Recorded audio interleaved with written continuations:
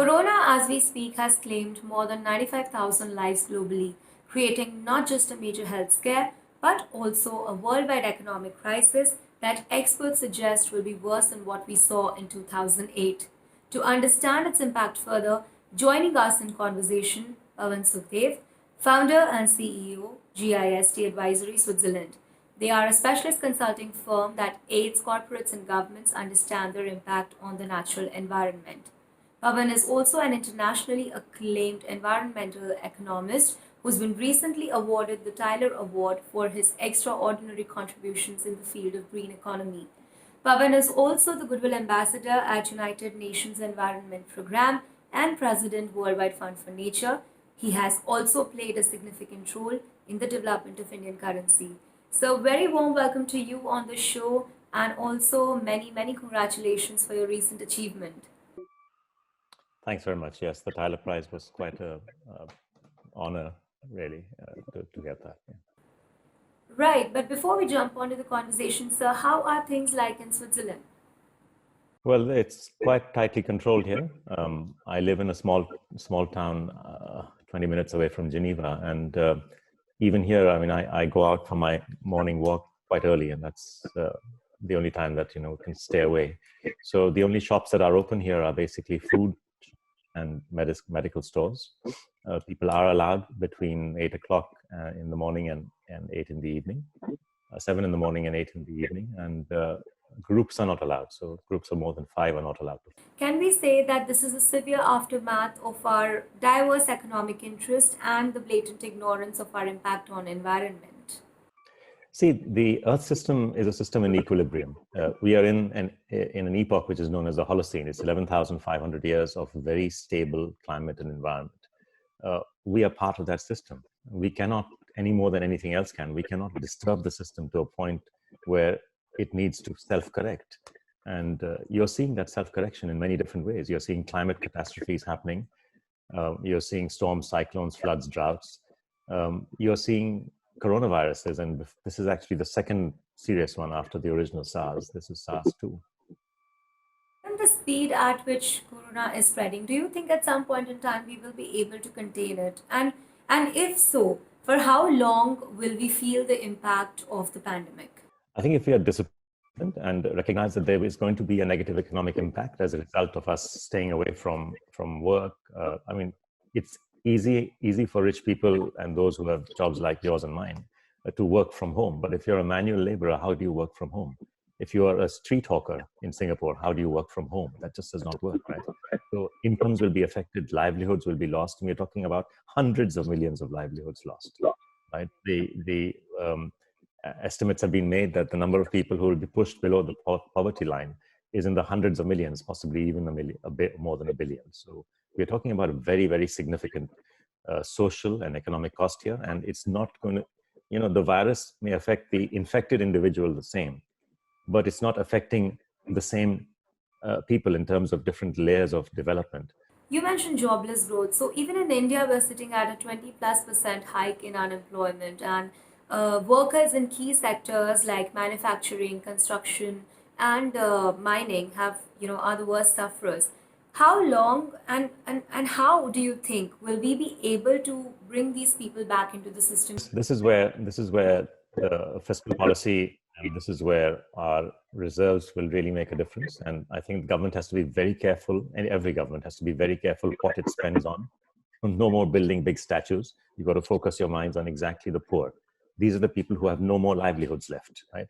And you have to ensure that we have got in India numerous good advantages. We have got the UID system, so we know who the people are, and we have at least the ability to reach out to their accounts. This is where direct transfer payments can actually be made.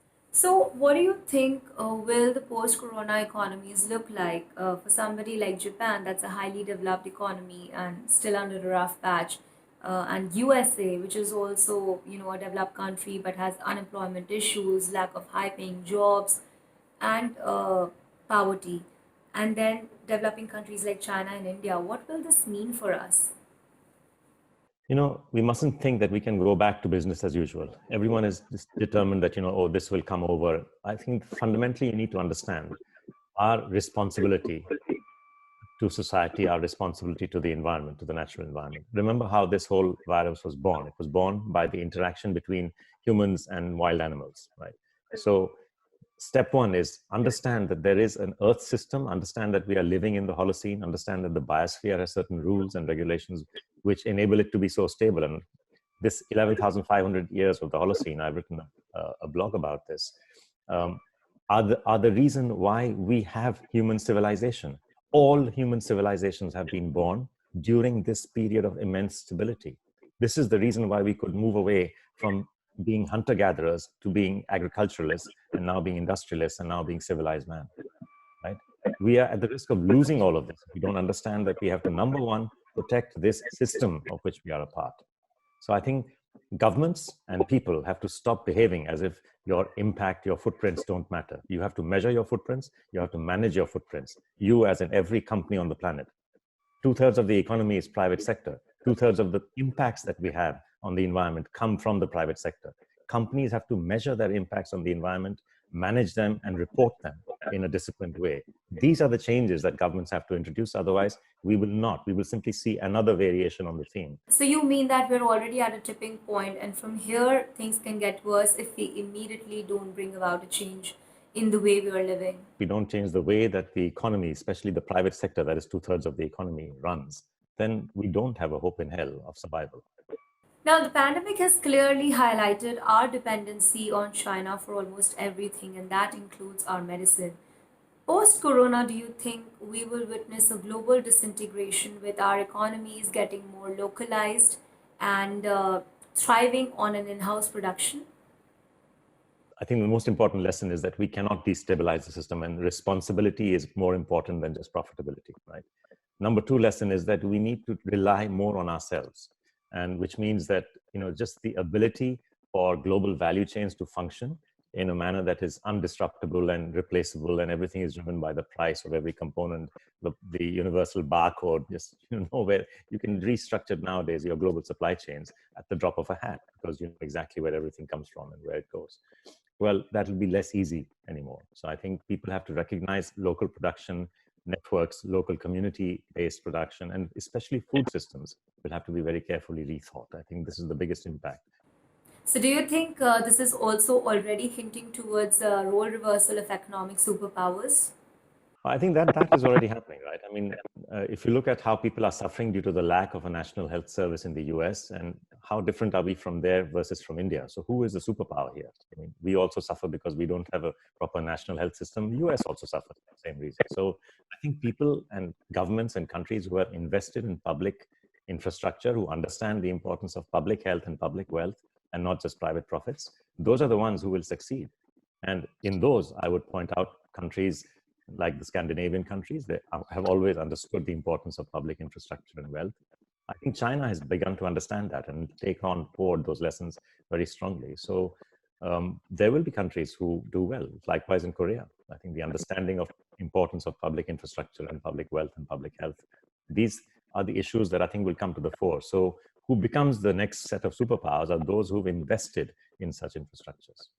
What kind of an impact do you think, and change do you think this is going to bring about in the global healthcare scenario? Well, biggest question is whether the Americans will learn from their mistakes.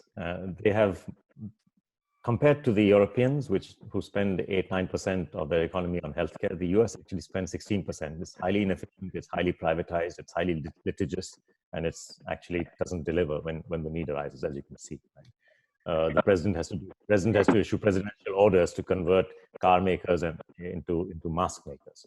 So clearly, that's not a functioning system. So the number one lesson has got to be, we need to rethink our health systems and recognize that health as well as food actually are public goods. It is important. So, do you think it's going to be more difficult for countries like India because we are known for having traditionally ignored the public healthcare sector? We've never given it the prioritization that it deserves. I mean, we have come from a history of being a poor nation, lack of resources. But honestly, today we have a massive economy, and there's huge opportunity in India to get things right.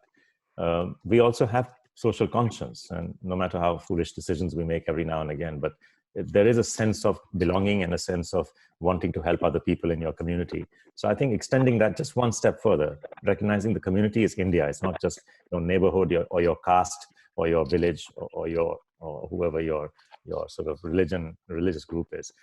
The community is India. So if we can extend our sense of community to the nation and understand that we need to build the health structures and invest in it, and we have to pay our taxes and make sure that the money goes for the right use, I think there is hope. So, once the cure for corona is found, do you think this will be a compulsory vaccine for all, irrespective you've contracted corona or not? And this will also lead to a massive demand. So, how will we meet it? Will we see China again taking the lead on the pharmaceutical front, or do you think the burden will be shared by countries like India? I think everyone will have to chip in for this. Firstly, today the immediate need for on the public health side is to have testing equipments and, of course, strong governance, which ensures that the spread of the virus is detected and prevented. That is number one priority today. You can't push the development of a vaccine. Let the scientists do what they normally do. Let the medical companies do what they do. Pharmaceutical companies will come up with the answer for sure. And at that point, then we have to ensure that there's enough of a public purse available from both developed as well as developing nations to empower manufacturers, to empower the pharmaceutical sector, to make enough of the vaccine available. Right. The pandemic itself is a reflection of our abrasive and deep invasion into nature. Countries like China, US, Japan, and Germany, they are the top markets today for illegal animal trade and products. Do you think the pandemic itself will become the reason for the rest of the world to A, upscale their wildlife conservation activities, and secondly, to also stand up firmly against these countries asking for a ban on illegal animal trade? I think deep and fundamental questions need to be asked again. Number one, is the human being primarily a carnivore, or are we an omnivore, or are we actually herbivores, or somewhere in between? What are we?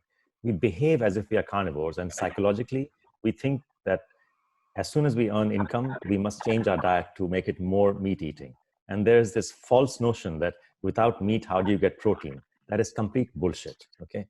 Firstly, even though 75% of the agricultural land on earth is basically used for growing beef, growing meat essentially. In fact, all the meat that is grown on land only provides 27% of the protein that human beings eat. These are known medical facts.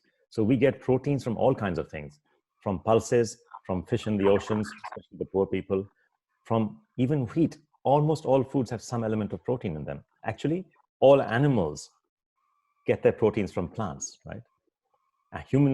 Animals do not make protein in their bodies. They draw protein from the plants. They just store the protein.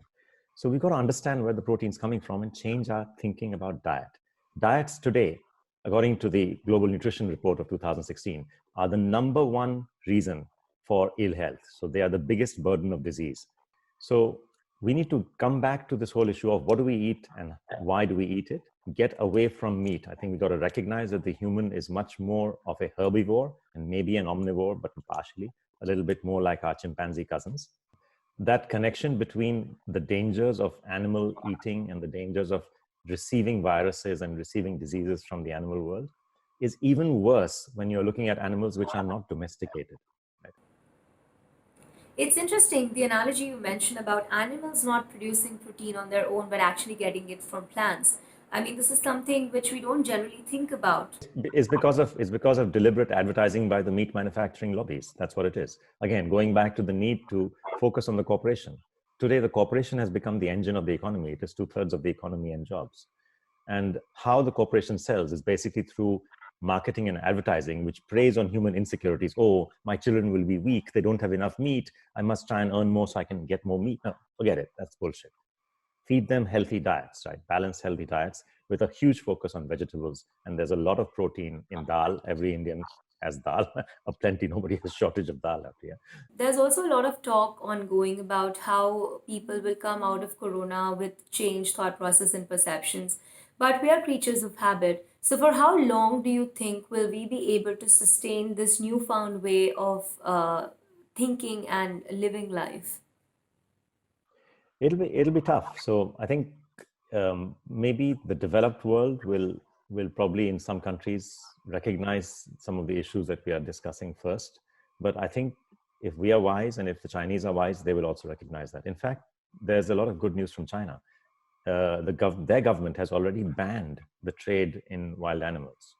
So whether or not they put an end to wet markets, which is where these animals are sold and bought, I don't know, but they're already recognizing the problem. So let's see what happens in China. I hope we as well will reflect on this and make changes in our systems. Right. Well, surely it's going to be a difficult time and, of course, a difficult change for us to sort of get used to it. But thank you so much for your time and for your valuable insights, sir. It was a great discussion, and we hope you have a great day. Take care. Bye for now. Stay safe.